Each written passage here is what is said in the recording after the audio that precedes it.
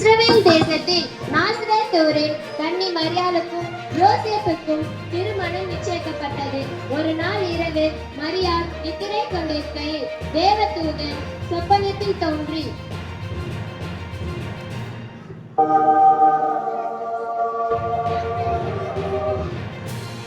மரியாளே, மரியாளே, கிருபை பெற்றவளே, வாழ்க, கர்த்தர் உன்னுடனே இருக்கிறார். ஸ்திரீகளுக்குள்ளே ஆசீர்வதிக்கப்பட்டவள் மரியாளே, பயப்படாதே, நீ தேவனிடத்தில் கிருபை பெற்றாய். இதோ நீ கர்ப்பவதியாகி ஒரு குமாரனை பெறுவாய். அவருக்கு இயேசு என்று பெயரிடுவாய். அவர் பெரியவராய் இருப்பாய். உன்னதமானவரின் குமாரன் எனப்படுவார். கர்த்தராகிய தேவன் தாவீதின் சிங்காசனத்தை அவருக்கு கொடுப்பார். அவர் யாக்கோபின் குடும்பத்தாரை என்றென்றைக்கும் அரசாள்வார். அவருடைய ராஜ்யத்துக்கு முடிவிராது. இது எப்படியாகும்? நான் புருஷனை அறியேனே. பரிசுத்த ஆவி உன்மேல் வரும். உன்னதமானவருடைய பலம் உன்மேல் நிழலிடும். ஆனால் உன்னிடத்தில் பிறக்கும் பரிசுத்தம் உள்ளது தேவனுடைய குமாரன் எனப்படுவார். இதோ நான் ஆண்டவருக்கு அடிமை. உம்முடைய வார்த்தையின்படி எனக்காக கருணை. கர்ப்பவதியாய் இருப்பதை யோசேப்பு அறிந்தான். ஆனால் யோசேப்பு நீதிமானாய் இருந்து அவளை அவமானப்படுத்த மனதில்லாமல் ரகசியமாய் அவளை தள்ளிவிட யோசனையாய் இருந்தான். அன்று இரவு தேவதூதன் யோசேப்புக்கு சொப்பனத்தில் தோன்றி,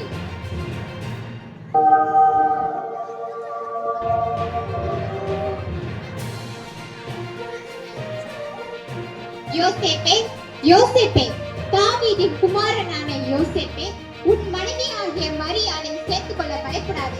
அவளிடத்தில் உற்பத்தியாய் இருப்பது பரிசுத்தம் உள்ளது. அவள் ஒரு குமாரனை பெறுவாள். அவருக்கு இயேசு என்று பெயரிடுவாள். ஏனெனில் அவர் தம் ஜனங்களின் பாவத்தை நீக்கி அவர்களை ரட்சிப்பார். அடேன், அப்படியே செய்கிறேன்.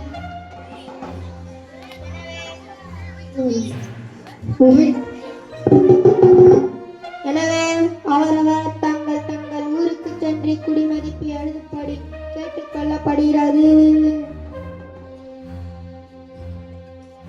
இதனால் சகல ஜனங்களுக்கு தெரிவிக்கப்படுவது என்னவென்றால், உலகம் எங்கும் குடிமதிப்பு எழுதப்பட வேண்டும் என்று அவசராய் நாள் கட்டளை பிறந்தது.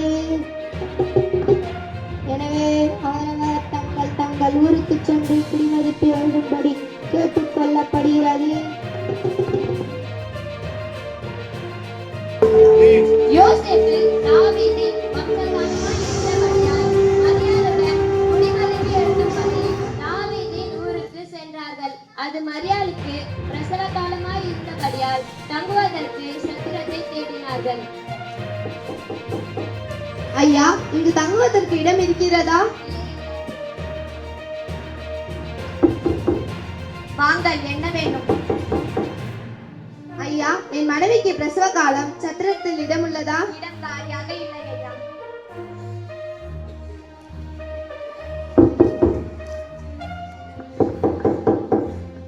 ஐயா, இங்கு தங்குவதற்கு இடம் இருக்கிறதா? இங்கு தங்குவதற்கு இடம் இல்லை. சத்திரத்தில் இடம் இல்லாததினால் அங்கிருந்த மாட்டுத் தொழுவத்திற்கு சென்றார்கள். அவர் தன் முதற் பேரான குமாரனை பெற்றெடுத்தாள்.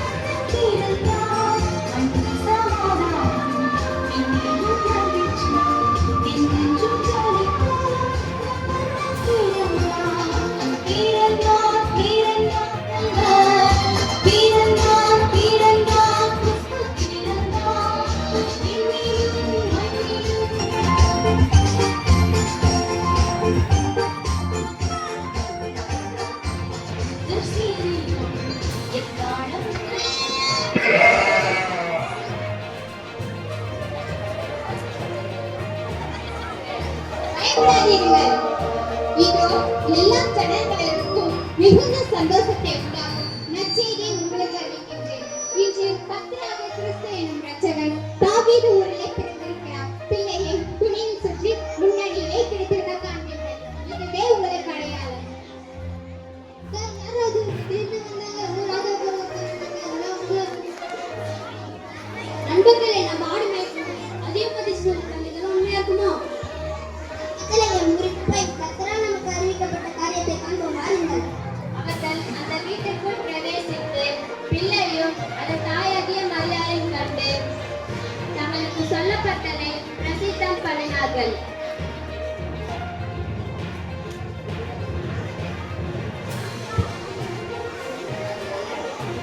வந்தோம்.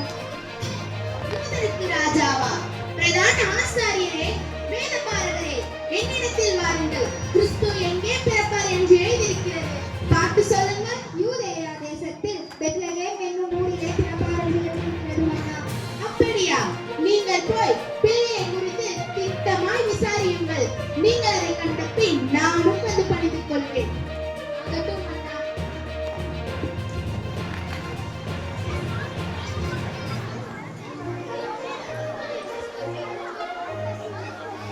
அவர்கள் அந்த வீட்டிற்குள் பிரவேசித்து பிள்ளையும் அதன் தாயாகிய மரியாளும் கண்டு சாஷ்டாங்கமாய் விழுந்து அதை பணிந்து கொண்டு தங்கள் பொக்கிஷங்களை திறந்து பொன்னையும் தூப வர்ணத்தையும் வெள்ளை கோலத்தையும் அதற்கு காணிக்கையாக வைத்தார்கள்.